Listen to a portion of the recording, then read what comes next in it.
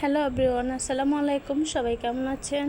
আশা করি সকালেই ভালো আছেন। আমিও খুব ভালো আছি আল্লাহর রহমতে। তো আজ বাসায় টাকি মাছ এনেছে। টাকি মাছগুলো বেজে টাকি মাছগুলোরে ভর্তা বানাবো।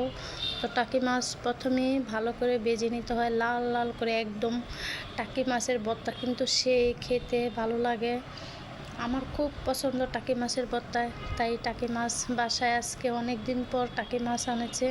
বেশিরভাগই টাকি মাছ শীতে পাওয়া যায়, তো এখন তো শীতকাল না, তো আমি টাকি মাছগুলো বেজে নিয়েছি। এখন শুকনো মরিচ, ধনে পাতা, পেঁয়াজ বেশি করে দিয়ে লাল লাল করে বেজে নিয়ে এখন আমি এগুলো ভর্তা বানাবো।